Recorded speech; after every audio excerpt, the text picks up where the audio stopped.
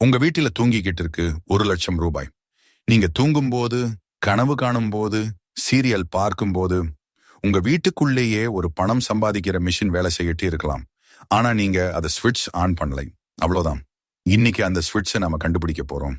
நான் கடந்த 8 வருஷமா வீட்டுல இருந்துட்டே பல பேருக்கு பிசினஸ் ஐடியாஸ் கொடுத்து அவங்க வாழ்க்கையை மாத்துறத பார்த்திருக்கேன்.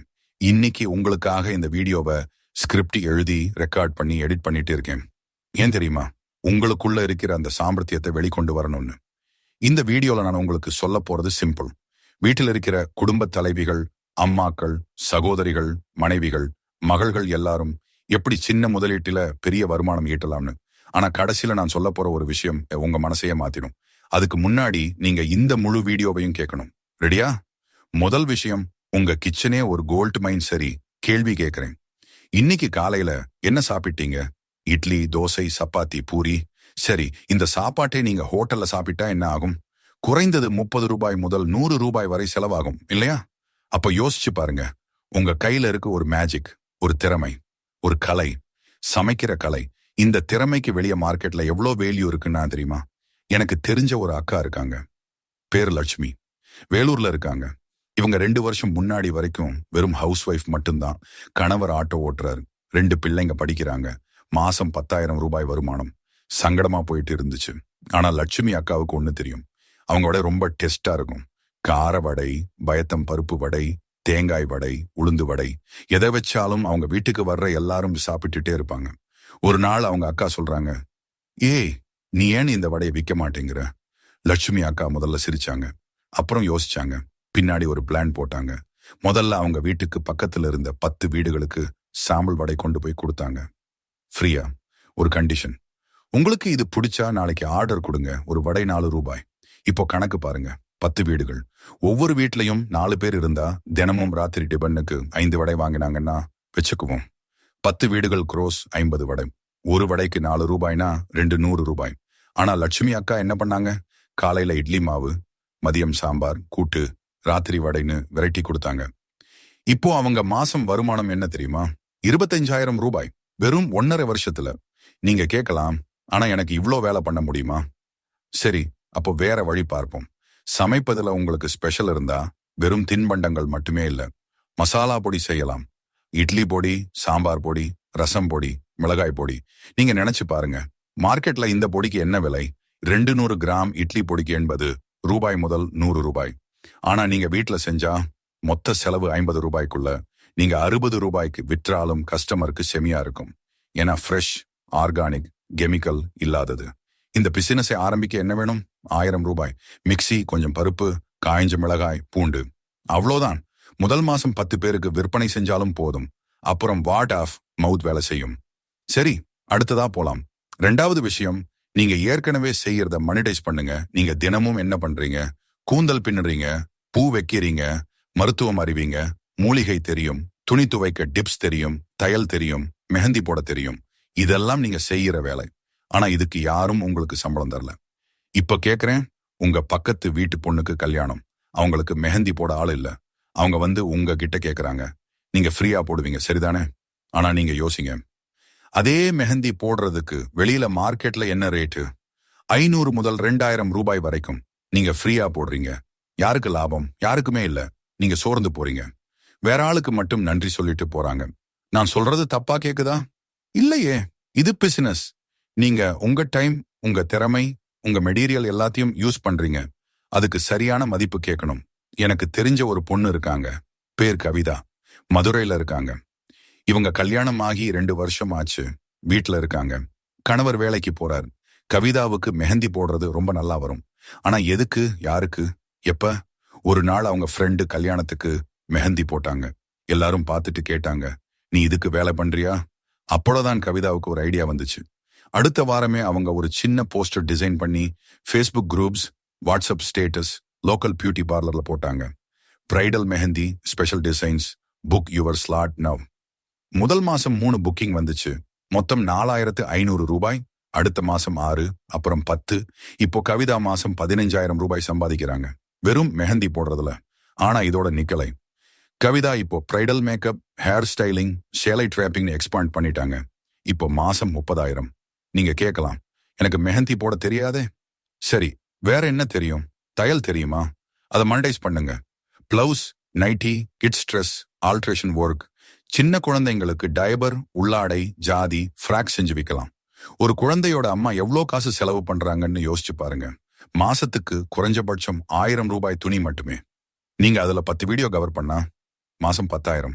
இதுல என்ன அழகு தெரியுமா? நீங்க ஏற்கனவே இந்த வேலைகள் எல்லாம் செய்யறீங்க, உங்க வீட்டுக்கே செய்யறீங்க.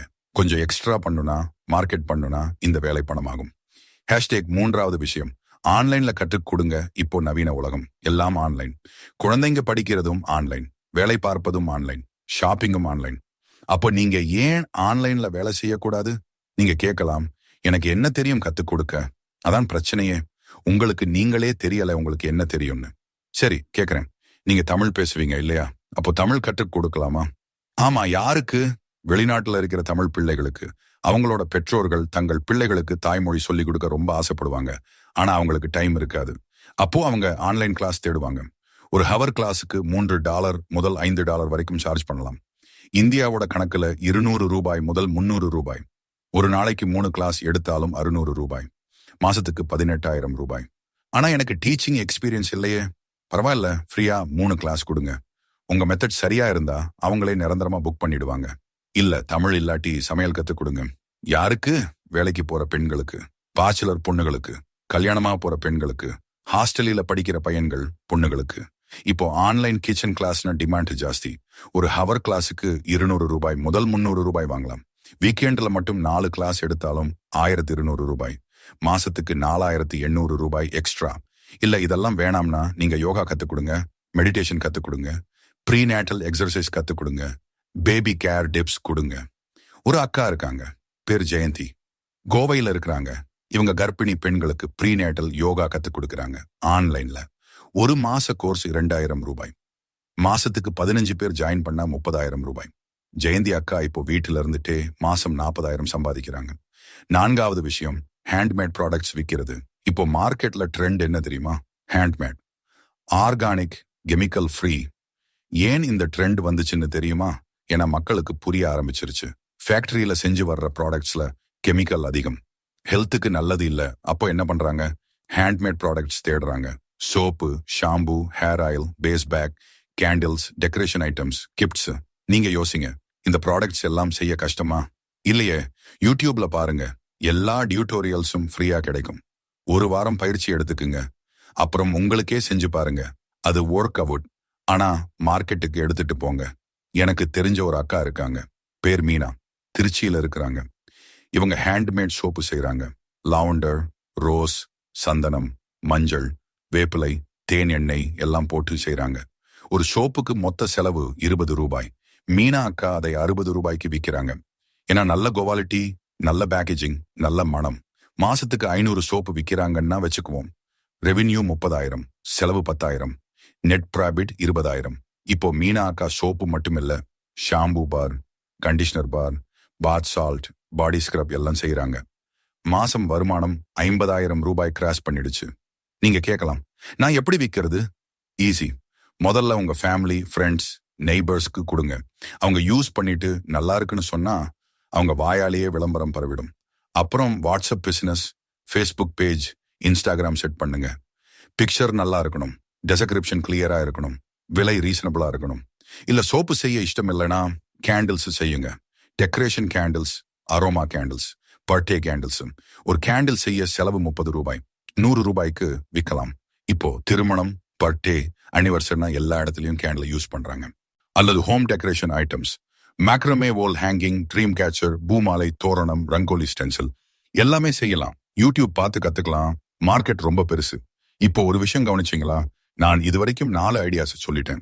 எல்லா ஐடியாவுமே என்ன காமன்? வீட்டுல இருந்துட்டே குறைஞ்ச முதலீட்டுல உங்களுக்கு இருக்கிற திறமையை வச்சுக்கிட்டு பண்ணலாம். சரிதானே? ஆனா இப்போ உங்க மனசுல ஒரு கேள்வி வரலாம், இதெல்லாம் ஓகே, ஆனா என்னால முடியுமா? நான் ஏற்கனவே வீட்டு வேலை பார்த்துட்டு சோர்ந்துருவனே, இதுக்கெல்லாம் எப்ப பண்றது? சரியான கேள்விதான். அதான் இப்போ நம்ம பார்க்க போறோம். அடுங்க, நீங்க சப்ஸ்கிரைப் பண்ணிட்டீங்களா? இல்லைன்னா இப்பவே சப்ஸ்கிரைப் பண்ணுங்க, பெல் ஐக்கானையும் அழுத்துங்க. ஏன்னா இந்த மாதிரி பிராக்டிக்கலான யூஸ்ஃபுல்லான ஐடியாஸ் நான் வாரந்தோறும் போடுவேன். நீங்க மிஸ் பண்ணிடக்கூடாது. சரியா? 5வது விஷயம், டைம் மேனேஜ்மெண்ட் இல்லைன்னா எதுவுமே நடக்காது. சரி, இப்ப உண்மையை சொல்றேன். பிசினஸ் ஐடியா தெரிஞ்சுக்கிறது ஈஸி. ஆனா அதை இம்ப்ளிமெண்ட் பண்றது கஷ்டம். ஏன் தெரியுமா? டைம் இல்ல, எனர்ஜி இல்ல, மோட்டிவேஷன் இல்ல. காலையில 6 மணிக்கு எழுந்துருங்க. குழந்தைங்களை பள்ளிக்கு ரெடி பண்ணுங்க. கணவருக்கு டிபன் பேக் பண்ணுங்க. வீட்டை சுத்தம் பண்ணுங்க. துணி துவைங்க. சமையல் பண்ணுங்க. மதியம் சாப்பாடு போட்டுட்டு சின்ன ரெஸ்ட் எடுக்க போனா உடனே மாமியார் கூப்பிடுவாங்க. அல்லது குழந்தை வீட்டுக்கு வந்துடும். அப்புறம் ராத்திரி 10 மணி வரைக்கும் ஒரே ஓட்டம். இந்த நிலையில எப்படி பிசினஸ் பண்றது? டைம் எங்க இருக்கு? இதுதான் நம்ம பெரிய பிரச்சனை. ஆனா ஒரு உண்மை சொல்றேன். டைம் இல்லைன்னு நினைக்கிறது தப்பு. டைம் இருக்கு. ஆனா நாம அதை திருடிக்கிட்டே இருக்கோம். எப்படின்னு சொல்றேன். நீங்க ஒரு நாளைக்கு எவ்வளவு நேரம் போன்ல செலவு பண்றீங்க? வாட்ஸ்அப் ஸ்டேட்டஸ் பார்க்கறீங்க, ரீல்ஸ் பார்க்கறீங்க, டெலிகிராம் குரூப்ல பார்வர்ட் மெசேஜ் படிக்கிறீங்க. மினிமம் 2 மணி நேரம் போகுது. சரிதானே? அந்த 2 மணி நேரத்துல 1 மணி நேரம் மட்டும் உங்க பிசினஸுக்கு யூஸ் பண்ணுங்க. போதுமே. 1 மணி நேரம் தினமும் ஒர்க் பண்ணா வாரத்துக்கு 7 மணி நேரம், மாசத்துக்கு 30 மணி நேரம். இது ஒரு பார்ட் டைம் ஜாப் மாதிரி தான். ஆனா அந்த 1 மணி நேரத்துல என்ன பண்றது? அதான் பிளானிங். காலையில எழுந்த உடனே எல்லாரும் கிளம்பிட்டாங்கன்னா அந்த அரை மணி நேரம். இதுல ஆர்டர்ஸ் செக் பண்ணுங்க, மெசேஜஸ் ரிப்ளை பண்ணுங்க, போஸ்ட் ஷெட்யூல் பண்ணுங்க. மதியம் குழந்தைங்க ஸ்கூல்ல இருக்கும்போது அரை மணி நேரம். இதுல ப்ராடக்ட் ப்ரிப்பரேஷன் பண்ணுங்க, சோப்பு போடுங்க, பொடி தயார் பண்ணுங்க, டெக்கரேஷன் செய்யுங்க. ராத்திரி எல்லாரும் தூங்கிட்டாங்கன்னா அரை மணி நேரம். இதுல அடுத்த நாளோட பிளான் போடுங்க. என்ன செய்யணும், எங்க டெலிவரி பண்ணணும், எவ்வளோ ஆர்டர் வந்துச்சுன்னு லிஸ்ட் போடுங்க. ஒரு நாளைக்கு 1.5 மணி நேரம் போதாதா? இன்னொரு விஷயம், வீக்கெண்ட், சனிக்கிழமை, ஞாயிற்றுக்கிழமை, இதுல 3 மணி நேரம் ஒதுக்குங்க. ஒரு மாசத்துக்கு 8 மணி நேரம் மட்டுமே பிக் ஒர்க் பண்ணுங்க. Bulk preparation, packaging, marketing material தயாரிக்குது. எனக்கு தெரிஞ்ச ஒரு அக்கா இருக்காங்க, பேர் சுஜாதா. சேலத்துல இருக்காங்க. இவங்களுக்கு 3 குழந்தைங்க. அதுலயும் 2 பிள்ளைங்க சின்னவங்க. ஆனாலும் சுஜாதா அக்கா ஹோம் பேக்கரி நடத்துறாங்க. எப்படின்னு கேட்டேன். அவங்க சொன்னாங்க, காலையில எழுந்து ஃபர்ஸ்ட் ஒர்க், பிள்ளைங்களை சீக்கிரம் படுக்க வைக்கணும். எனக்கு ஒர்க் பண்ற டைம் இரவு தான். இரவு 10 மணி முதல் 12 மணி வரைக்கும். அந்த 2 மணி நேரத்துல நான் கேக், குக்கீஸ், பிரெட் எல்லாம் பேக் பண்ணிடுவேன். விடிய காலையில மார்க்கெட்டுக்கு டெலிவரி செய்யறேன். இப்போ சுஜாதா அக்கா மாசம் 20,000 ரூபாய் சம்பாதிக்கிறாங்க. வெறும் 2 மணி நேரம் டெய்லி ஒர்க்ல. அப்போ நீங்க யோசிங்க, டைம் இல்லைன்னு சொல்லிட்டு நாம என்ன பண்றோம்? நம்மளோட பொல்லாத நேரத்தை யூஸ்லெஸ் விஷயங்கள்ல செலவு பண்றோம். ஆனா கொஞ்சம் ப்ரையாரிட்டி மாத்தினா, கொஞ்சம் டிசிப்ளின் வச்சுக்கிட்டா டைம் தானா வந்துடும். 6வது விஷயம், ஆன்லைன் ஷாப்பிங், ரீசெல்லிங். இப்போ ஒரு புது பிசினஸ் மாடல் வந்துருச்சு, ரீசெல்லிங். இதுல நீங்க எந்த ப்ராடக்டையும் வாங்கி ஸ்டாக் வைக்க வேண்டாம். வெறும் ஒரு கேட்லாக் வச்சுக்கோங்க. கஸ்டமர் ஆர்டர் பண்ணா நீங்க சப்ளையர் கிட்ட ஆர்டர் கொடுங்க. அவங்க டைரக்ட் கஸ்டமருக்கு அனுப்புவாங்க. இன்னும் நீங்க இடையில கமிஷன் வாங்கிக்கோங்க. இது எப்படின்னு சொல்றேன். மீஷோ, கிளாம்ரோ, ஷாப்ஸி மாதிரி ஆப்ஸ் இருக்கு. இதுல ரெஜிஸ்டர் பண்ணுங்க, ஃப்ரீ கேட்லாக் கிடைக்கும். நீங்க உங்க வாட்ஸ்அப் ஸ்டேட்டஸ், ஃபேஸ்புக்ல அந்த ப்ராடக்ட் பிக்சர்ஸ் போடுங்க. விலையை கொஞ்சம் மார்க்அப் பண்ணி போடுங்க. உதாரணம், ஒரு சேலை சப்ளையர் விலை 500 ரூபாய். நீங்க 700 ரூபாய்க்கு விற்கிறீங்க. 200 ரூபாய் உங்க கமிஷன். ஆர்டர் வந்ததும் நீங்க சப்ளையர் கிட்ட 500 ரூபாய் கட்டுங்க. அவங்க டைரக்ட் கஸ்டமருக்கு அனுப்புவாங்க. நீங்க 200 ரூபாய் சேமிக்கிறீங்க. ஒரு நாளைக்கு 10 ப்ராடக்ட் விற்பனை பண்ணா 2000 ரூபாய் வருமானம். மாசத்துக்கு 60,000 ரூபாய். அதுவும் எந்த ஸ்டாக் இல்லாம, எந்த கடை இல்லாம, எந்த இன்வெஸ்ட்மெண்ட் இல்லாம. ஆனா ப்ராடக்ட் குவாலிட்டி சரியா இருக்குமா? அதுக்கு தான் நீங்க முதல்ல சாம்பிள் ஆர்டர் போட்டு செக் பண்ணணும். ஓகே, நான் மட்டும் அதை ப்ரொமோட் பண்ணுங்க. இல்லைன்னா வேற சப்ளையர் தேடுங்க. இதோட பெனிஃபிட் என்னன்னா, 0 ரிஸ்க். கஸ்டமர் ஆர்டர் பண்ணோம்னா மட்டும் நீங்க வாங்குறீங்க. அதுக்கு முன்னாடி உங்க பாக்கெட்ல இருந்து 1 ரூபாய் கூட போகாது. எனக்கு தெரிஞ்ச ஒரு பொண்ணு இருக்காங்க, பேர் பிரியா. திருநெல்வேலியில இருக்காங்க. இவங்க மீஷோ ஆப்ல ரீசெல்லிங் பண்றாங்க. ட்ரெஸ், சேலை, ஜுவல்லரி, பேக், ஷூஸ். ஃபர்ஸ்ட் மாசம் 500 ரூபாய் கமிஷன் வந்துச்சு. இது ஒர்க் அவுட் ஆகும்னு நம்பிக்கை வந்துச்சு. அப்புறம் ஒவ்வொரு நாளும் தொடர்ந்து போஸ்ட் போடுறாங்க. வாரியர்ஸ் கலெக்ஷன், புது collection, offer collection, festival collection. இப்போ பிரியா மாசம் 15,000 ரூபாய் கமிஷன் எடுக்கிறாங்க, வெறும் 6 மாசத்துல. சரி, இப்போ உங்களுக்கு 6 ஐடியாஸ் சொல்லிட்டேன். சமையல், திறமைகளை மானிட்டைஸ் பண்றது, ஆன்லைன் கத்துக் கொடுறது, handmade products, time management, reselling. ஆனா இதுல பாதி பேர் மட்டும்தான் ஆக்ஷன் எடுப்பாங்க. மிச்சம் பாதி பேர், ஓ நல்லா இருக்கு, பார்க்கலாம்னு சொல்லிட்டு மறந்துடுவாங்க. நீங்க எந்த லிஸ்ட்ல இருக்கீங்க? ஆக்ஷன் எடுக்கிறவங்களா இல்ல மறந்துடுறவங்களா? உண்மையை சொல்லணும்னா, இந்த வீடியோவை பார்க்கிற 100 பேர்ல 10 பேர் மட்டும்தான் ஆக்ஷன் எடுப்பாங்க. அந்த 10 பேர்ல 5 பேர் மட்டும்தான் தொடர்ந்து ஒர்க் பண்ணுவாங்க. அந்த 5 பேர்ல 3 பேர் மட்டும்தான் சக்சஸ் ஆவாங்க. நீங்க அந்த 3 பேர்ல ஒருத்தரா இருக்கணும்னா என்ன பண்ணணும்? 7வது விஷயம், கன்சிஸ்டன்சி மட்டும்தான் கீ. இப்பதான் பல பேருக்கு தெரியாத உண்மையை சொல்ல போறேன். பிசினஸ் சக்சஸ் ஆவதுக்கு முக்கியம் ஐடியா இல்ல, கன்சிஸ்டன்சி. நீங்க ஒரு நல்ல ஐடியாவை எடுத்துக்குங்க.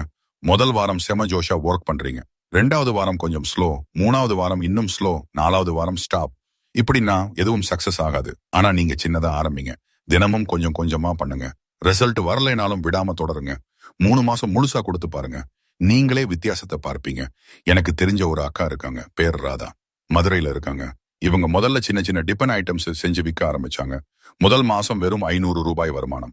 இதுல என்ன இருக்கு, டைம் வேஸ்ட்னு நினைச்சாங்க. ஆனா அவங்க கணவர் சொன்னாரு, 3 மாசம் கொடு, அப்புறம் விடலாட்டு சொன்னலாம். ராதா அக்கா அப்படியே செஞ்சாங்க. தினமும் கொஞ்சம் ஆர்டர், கொஞ்சம் வருமானம். ஆனா நிறுத்தல. 2வது மாசம் கொஞ்சம் கூடுது, 1500 ரூபாய். 3வது மாசம் 3000, 4வது மாசம் 7000, 6வது மாசம் 12000. இன்னைக்கு ராதா அக்கா மாசம் 30,000 ரூபாய் சம்பாதிக்கிறாங்க. ஆனா அவங்க சொல்றாங்க, நான் முதல் மாசத்திலேயே விட்டிருந்தா இன்னைக்கு எனக்கு இந்த பிசினஸ் கிடைச்சிருக்காது. அப்போ உங்களுக்கு சொல்றேன், ரிசல்ட் இம்மீடியட்டா வராது. கொஞ்சம் பொறுமை வேணும், கொஞ்சம் நம்பிக்கை வேணும், ரொம்ப கன்சிஸ்டன்சி வேணும். நீங்க ஆரம்பிச்ச முதல் 3 மாசம் சம்பாதிக்கலனாலும் பரவாயில்ல, லேர்னிங் பீரியட்னு வச்சுக்குங்க. கஸ்டமர்ஸ் என்ன கேட்கறாங்க, என்ன பிடிக்குது, என்ன பிடிக்கலன்னு தெரிஞ்சுக்குங்க. அப்புறம் அதுக்கேத்த மாதிரி உங்க ப்ராடக்ட் மாத்துங்க. 8வது விஷயம், ஆன்லைன் பிரசன்ஸ் கண்டிப்பா வேணும். இப்போதைக்கு எல்லாமே ஆன்லைன். நீங்க என்ன பண்ணணும்னாலும் உங்களுக்கு ஒரு ஆன்லைன் பிரசன்ஸ் கண்டிப்பா வேணும். அப்பதான் மக்களுக்கு நீங்க யாருன்னு தெரியும், உங்க ப்ராடக்ட் என்னன்னு தெரியும். முதல்ல ஒரு வாட்ஸ்அப் பிசினஸ் அக்கவுண்ட் போடுங்க, ஃப்ரீ. இதுல உங்க business name, description, catalogue, location, timings எல்லாம் போடுங்க. இப்போ யாராவது மெசேஜ் பண்ணோம்னா அவங்களுக்கு ஆட்டோமேட்டிக்கா ரிப்ளை போகும். அப்புறம் ஒரு ஃபேஸ்புக் பேஜ் செய்யுங்க, இதுலயும் ஃப்ரீ தான். ரெகுலரா போஸ்ட் போடுங்க. உங்க product pictures, customer reviews, offers, festival packages. Instagram கூட இருந்தா நல்லது. இப்போ இன்ஸ்டாகிராம் ரீல்ஸ் செமையா ஒர்க் அவுட் ஆகுது. சுகர்கே வீடியோஸ் எடுத்து போடுங்க. எப்படி உங்க ப்ராடக்ட் செய்யறீங்க, பேக் பண்றீங்க, டெலிவர் பண்றீங்கன்னு. இதெல்லாம் போதுமா? இல்ல, கூகுள் மை பிசினஸ்ல கூட லிஸ்ட் பண்ணுங்க. இது ரொம்ப முக்கியம். ஏன்னா யாராவது நியர் மீ ஹோம்மேட் பிக்கல்ஸ் அல்லது ஹோம் பேக்கரி இன் சென்னைன்னு சர்ச் பண்ணா உங்க பிசினஸ் கூகுள் மேப்ல காட்டும். எனக்கு தெரிஞ்ச ஒரு அக்கா இருக்காங்க, பேர் கமலா, சென்னையில இருக்காங்க. இவங்க ஹோம்மேட் ஊறுகாய், வடாம், அப்பளம் விற்கிறாங்க. முதல்ல வெறும் வாய் வார்த்தையால மட்டும் விக்கிட்டே இருந்தாங்க. ஆனா ஒரு நாள் அவங்க மகள் சொன்னாங்க, அம்மா இன்ஸ்டாகிராம் பேஜ் போடுங்க. கமலா அக்காவுக்கு முதல்ல சந்தேகம், எனக்கு இதெல்லாம் தெரியாதே. ஆனா மகள் கைப்பிடிச்சு கத்து கொடுத்தாங்க. போட்டோ எடுத்து, கேப்ஷன் எழுதி, ஹேஷ்டேக்ஸ் போட்டு போஸ்ட் பண்ண கத்து கொடுத்தாங்க. முதல் வாரம் 10 ஃபாலோவர்ஸ், 2வது வாரம் 30, 3வது வாரம் 80. இப்போ 6 மாசத்துல 3500 ஃபாலோவர்ஸ். ஆர்டர்ஸ் வாரத்துக்கு 20 முதல் 30 வரைக்கும். கமலா அக்கா சொல்றாங்க, நான் இன்ஸ்டாகிராம் போடாம இருந்திருந்தா இன்னைக்கும் அதே 10 வீட்டுக்கு மட்டும் விற்பனை பண்ணிட்டே இருந்திருப்பேன். ஆனா இப்போ சென்னை முழுக்க எங்க கஸ்டமர்ஸ் இருக்காங்க. அப்போ நீங்களும் ஆன்லைன் வாங்க, டிஜிட்டல் ஆகுங்க. அதுதான் இன்னைக்கு பிசினஸ் வளர்றதுக்கு அடிப்படை. 9வது விஷயம், நெட்வொர்க்கிங் மற்றும் கோலாபரேஷன். சரி, நீங்க தனியா ஒர்க் பண்றது நல்லதுதான். ஆனா நீங்க வேற பேரோட கூட கலந்து ஒர்க் பண்ணா உங்க பிசினஸ் இன்னும் வேகமா வளரும். எப்படின்னு சொல்றேன், வச்சுக்குங்க. நீங்க வடை விக்கிறீங்க, உங்க நெய்பர் இட்லி மாவு விக்கிறாங்க, இன்னொருத்தர் சாம்பார் பொடி விக்கிறாங்க. நீங்க 3 பேரும் சேர்ந்து ஒரு காம்போ ஆஃபர் போடலாமா? காலை சிற்றுண்டி காம்போ, இட்லி மாவு, வடை, சாம்பார் பொடி, மொத்தம் 150 ரூபாய். இது வின் வின் சிச்சுவேஷன். உங்க மூவருக்குமே நல்லது, கஸ்டமருக்கும் நல்லது. ஒரே இடத்துல 3 ப்ராடக்ட் கிடைக்குது. அல்லது வேற வழியா யோசிங்க, நீங்க சாப்பாடு விக்கிறீங்க, உங்க ஃப்ரெண்ட் கேட்டரிங் பிசினஸ் பண்றாங்க. நீங்க 2 பேரும் சேர்ந்து ஒர்க் பண்ணலாம். அவங்க கேட்டரிங் ஆர்டர்ல உங்க சாப்பாட்டை யூஸ் பண்ணலாம்.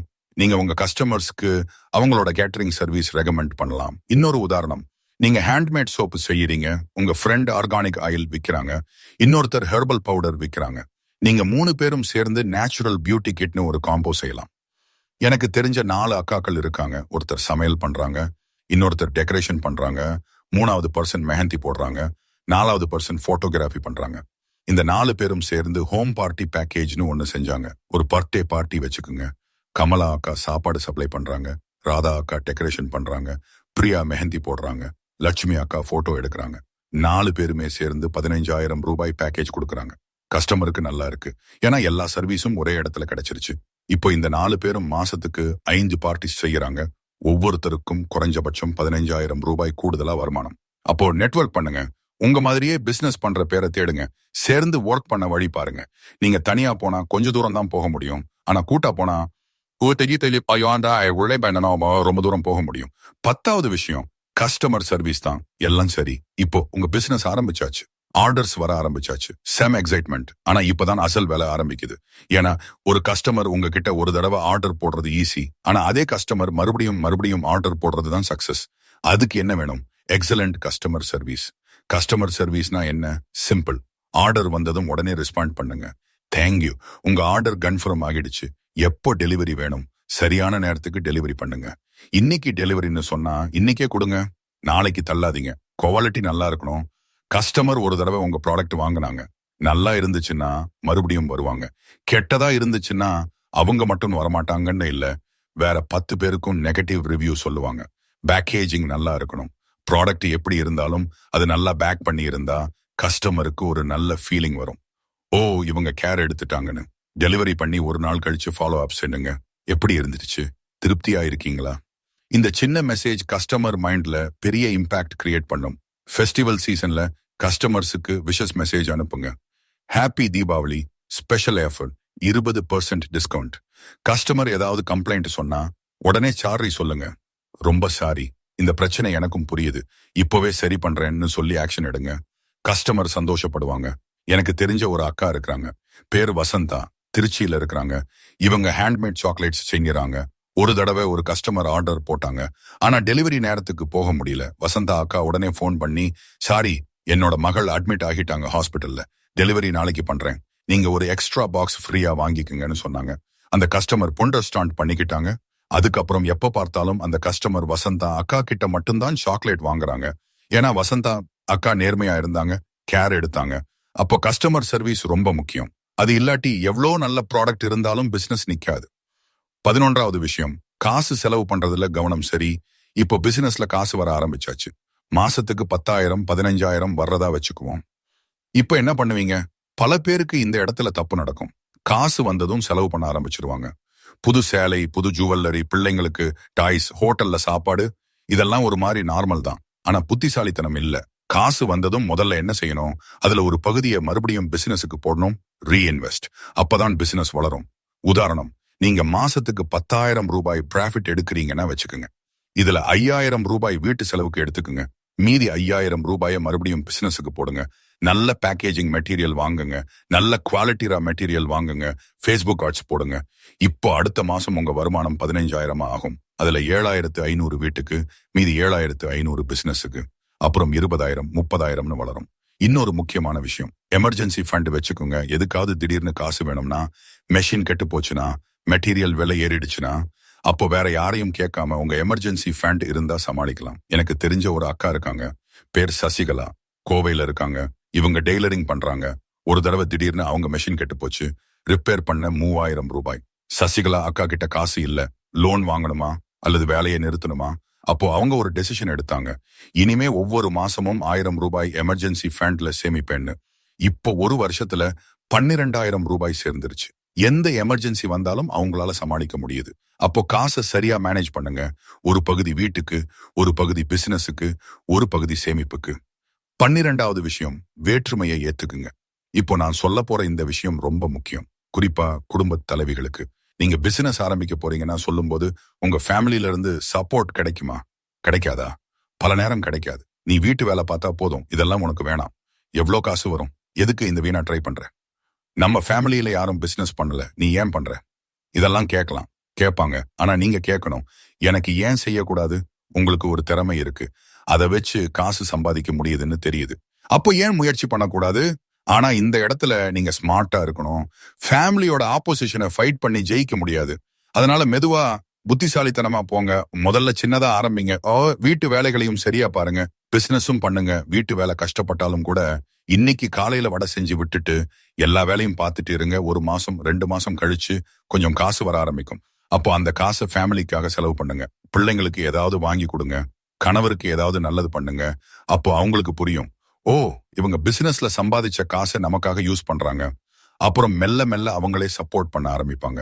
என்ன வேணும், நான் ஹெல்ப் பண்றேன்னு. எனக்கு தெரிஞ்ச ஒரு அக்கா இருக்காங்க, பேரு அனிதா, மதுரையில இருக்காங்க. இவங்க ஹோம் பேக்கரி ஆரம்பிக்கணும்னு நினைச்சாங்க. ஆனா அவங்க கணவர் ரொம்ப ஆப்போசிஷன். எதுக்கு இதெல்லாம், வீட்டு வேலையே போதும்னு. ஆனா அனிதா அக்கா விடல, சீக்கிரட்டா ஆரம்பிச்சாங்க. வீக்கெண்ட்ல மட்டும் சின்ன சின்ன கேக் செஞ்சாங்க. மாசத்துக்கு 500 ரூபாய் 1000 ரூபாய். அந்த காசை வீட்டு கிராசரி வாங்க யூஸ் பண்ணாங்க. கணவருக்கு ஷர்ட் வாங்கி கொடுத்தாங்க. 3 மாசம் கழிச்சு அவங்க கணவரே சொன்னாரு, நீ நல்லா பண்ற, என்ன ஹெல்ப் வேணும்? இப்போ அனிதா அக்காவோட கணவர் தான் மார்க்கெட்டிங், டெலிவரி எல்லாம் ஹேண்டில் பண்றாரு. Full support. அப்போ ஃபேமிலி சப்போர்ட் இல்லாட்டி கவலைப்படாதீங்க, நீங்க உங்க வேலையை நல்லா பண்ணுங்க, சப்போர்ட் வரும். #13வது விஷயம், மாற்றத்தை ஏத்துக்குங்க. இப்ப மார்க்கெட் எப்பயும் மாறிக்கிட்டே இருக்கும். இன்னைக்கு என்ன ட்ரெண்ட், நாளைக்கு வேற ட்ரெண்ட். நீங்க ஒரே ப்ராடக்ட் ஒரே மெத்தட்ல இருந்துட்டு இருந்தா நிக்க முடியாது. கஸ்டமர்ஸ் என்ன கேக்குறாங்கன்னு கவனிங்க. அதுக்கேத்த மாதிரி உங்க ப்ராடக்ட்ஸை மாத்துங்க, அப்டேட் பண்ணுங்க. உதாரணம், நீங்க இட்லி மாவு விக்கிறீங்க. ஆனா இப்போ பல பேர் ரெஜ் இட்லி இல்லாம ராகி இட்லி, ஓட்ஸ் இட்லி, குயின்வா இட்லி கேக்குறாங்க. அப்போ நீங்க அதையும் ஆட் பண்ணுங்க. ஹெல்தி வெர்ஷன்ஸ் கொடுங்க. அல்லது நீங்க சாதாரண சோப்பு விக்கிறீங்கன்னா வச்சுக்கோங்க. இப்போ மக்களுக்கு ஆர்கானிக், வேக்கன், குரூயல்டி ஃப்ரீ எல்லாம் வேணும். அப்போ அதையும் ஆட் பண்ணுங்க. நீங்க மார்க்கெட்டோட போங்க. அதுக்கு முன்னாடி போயிடாதீங்க, பின்னாடி நிக்காதீங்க. மார்க்கெட்டோட சேர்ந்து போங்க. இன்னொரு விஷயம், டெக்னாலஜியை யூஸ் பண்ணுங்க. இப்போ பேமெண்ட் எல்லாம் ஆன்லைன். கியூஆர் கோட் வச்சுக்கோங்க. கஸ்டமர்ஸ் ஈஸியா பே பண்ண முடியும். ஆர்டர்ஸ் மேனேஜ் பண்ண ஆப்ஸ் யூஸ் பண்ணுங்க. கூகுள் ஷீட்ஸ் கூட போதும். எல்லா ஆர்டர்ஸையும் அதுல லிஸ்ட் பண்ணுங்க. எந்த கஸ்டமர், என்ன ஆர்டர், எப்போ டெலிவரி, எவ்வளோ பணம், எல்லாம் டைரக்ட் பண்ணுங்க. இன்வாய்ஸ் போடுங்க. சின்ன பிசினஸ்னாலும் இன்வாய்ஸ் முக்கியம். கஸ்டமருக்கு ப்ரொஃபஷனல்னு தோணும். உங்களுக்கும் அக்கௌண்ட் மெயின்டைன் பண்ண ஈஸி. எனக்கு தெரிஞ்ச ஒரு அக்கா இருக்காங்க, பேர் சரண்யா. சென்னையில இருக்காங்க. இவங்க முதல்ல ட்ரெடிஷனல் சமையல் பண்ணி விக்கிட்டே இருந்தாங்க. ஆனா கொஞ்சம் கொஞ்சமா ஆர்டர்ஸ் குறைஞ்சிச்சு. ஏன்னு பார்த்தாங்க, கஸ்டமர்ஸ் இப்போ கீட்டோ, பாலியோ, குளுட்டன் ஃப்ரீ எல்லாம் கேட்டாங்க. அப்போ சரண்யா அக்கா யூடியூப் பார்த்து அந்த ரெசிபிஸ் எல்லாம் கத்துக்கிட்டாங்க. அப்புறம் அதையும் ஆட் பண்ணாங்க மெனுவில். இப்போ சரண்யா அக்காவோட கஸ்டமர் பேஸ் இன்னும் பெருசா ஆகிடுச்சு. ஏன்னா அவங்க மாற்றத்தை ஏத்துக்கிட்டாங்க. அப்போ நீங்களும் எப்போதும் லேர்ன் பண்ணிட்டே இருங்க. புதுசா என்ன வர்றதுன்னு பாருங்க. அதை உங்க பிசினஸ்ல எப்படி யூஸ் பண்றதுன்னு யோசிங்க. 14வது விஷயம், உங்க ஹெல்த்தை கவனிங்க. சரி, இப்போ உங்களுக்கு ஒரு முக்கியமான விஷயம் சொல்லணும். பிசினஸ் முக்கியம்தான், ஆனா உங்க ஹெல்த் இன்னும் முக்கியம். நீங்க காலையில 6 மணிக்கு எழுந்து இரவு 12 மணி வரைக்கும் வேலை பண்ணிட்டே இருந்தா உங்க உடம்பு தாங்காது. 1 வருஷம் தாங்கலாம், 2 வருஷம் தாங்கலாம், 3வது வருஷம் உடம்பு கை கட்டிடும். அதனால நீங்க உங்க ஹெல்த்தையும் கவனிக்கணும். தினமும் குறைஞ்சபட்சம் அரை மணி நேரம் எக்ஸசைஸ் பண்ணுங்க, வாக்கிங் போங்க, யோகா பண்ணுங்க, ஸ்ட்ரெச்சிங் பண்ணுங்க. சரியா சாப்பிடுங்க. வேலை இருக்குன்னு சாப்பாட்டை ஸ்கிப் பண்ணாதீங்க. ஒர்க்கிங் வைல் ஈட்டிங் பண்ணாதீங்க. சாப்பாடு சாப்பிடுற நேரத்துல ஃபுல் கன்சென்ட்ரேஷன் சாப்பாட்டுல மட்டும் இருக்கட்டும். தண்ணீர் நிறைய குடிங்க. நம்ம பிஸியா இருக்கும்போது தண்ணீர் குடிக்க மறந்துடுவோம்.